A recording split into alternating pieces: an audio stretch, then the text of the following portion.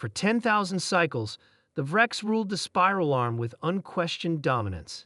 8 feet tall, with chitinous exoskeletons harder than steel, equipped with razor-sharp talons that could rend flesh from bone, and possessing intelligence that had led them to conquer 12 star systems. They were the undisputed apex predators of known space. Captain Tom Reed stared at the holographic display showing the last known Vrex stronghold, a massive orbital station circling the gas giant Kalos 9. His weathered face reflected the blue glow of the tactical map as he addressed the assembled officers. 4 years ago, they came to Earth thinking we would be easy prey like the others. They were wrong. His voice was quiet, but carried throughout the command deck. Today, we end this. The Vrex had first encountered humanity when their scout ships detected radio signals from Earth. Initial observations suggested humans were physically inferior, no natural weapons, thin skin, relatively weak musculature. The Vrex High Command had designated Earth as a Class 3 acquisition target, minimal resistance expected. They hadn't accounted for human adaptability. When the first Vrex warships appeared in Earth's orbit, humanity didn't cower or surrender like the 12 other species before them. They fought back with a ferocity that shocked the invaders. The Vrex, having never faced meaningful resistance, were unprepared for the human response. Lieutenant Anna Miller adjusted the targeting systems on her console. At 32, she was the youngest tactical officer in the fleet, but had already racked up more Vrex kills than anyone else in the 3rd Fleet. Thermal readings suggest approximately 300 Vrex remain in the station, she reported. Their energy signatures are fluctuating. They're trying to bring their jump drives online. Commander Jack Wilson, Reed's second-in-command, frowned.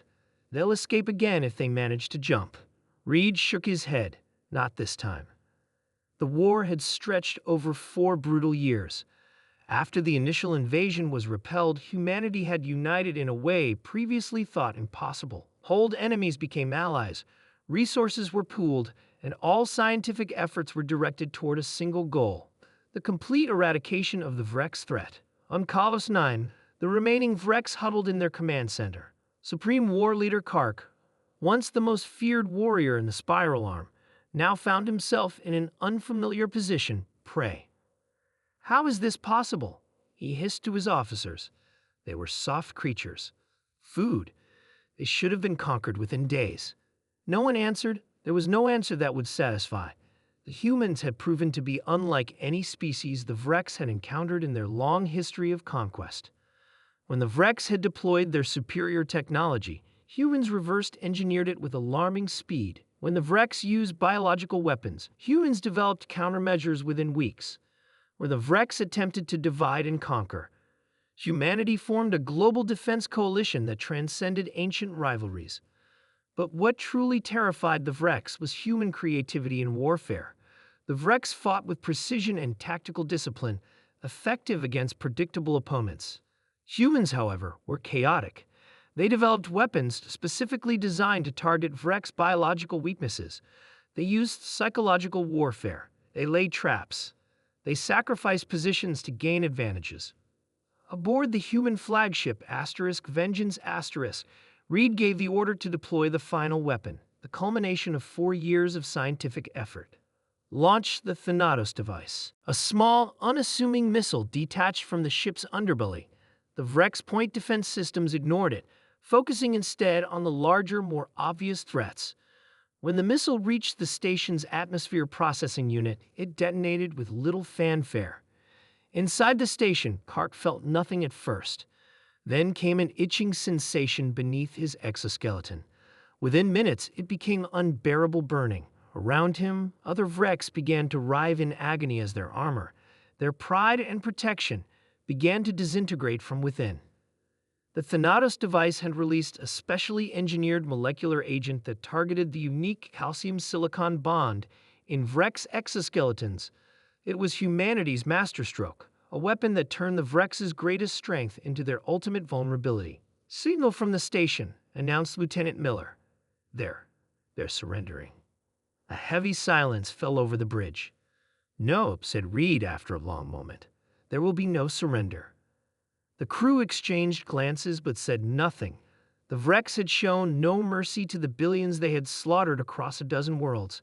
They had given no quarter when they arrived on Earth, and humanity had made its decision. Commander Wilson opened a channel to the Vrex station. "This is Commander Wilson of Earth Fleet. Your surrender is rejected. Your species has committed genocide across multiple systems. The judgment of humanity is extinction." Reed looked out the viewport as the fleet opened fire, methodically destroying every section of the station. He felt no joy, no triumph, only grim resolve. In the final moments before their destruction, Kark realized the fatal error of the Vrex. They had believed themselves apex predators because of their physical superiority, but true apex status came from something the Vrex never understood until it was too late: the drive to protect one's home at all costs, the willingness to evolve and adapt, and the capacity for both mercy and ruthlessness when needed. As the station exploded in a brilliant flash, humanity became the new apex predator of the spiral arm, not because they were stronger or faster or naturally armed, but because when threatened, they transformed into something more dangerous than the Vrex could have imagined. A species that would sacrifice everything to ensure their survival, that would study their enemy until they knew them better than they knew themselves, and that would not stop until the threat was eliminated completely. The stars continued their cold, distant watch over the gas giant as the human fleet turned homeward. There would be no Vrex resurgence, no future threat. They had been considered apex predators until humans killed them all. Earth could sleep safely tonight.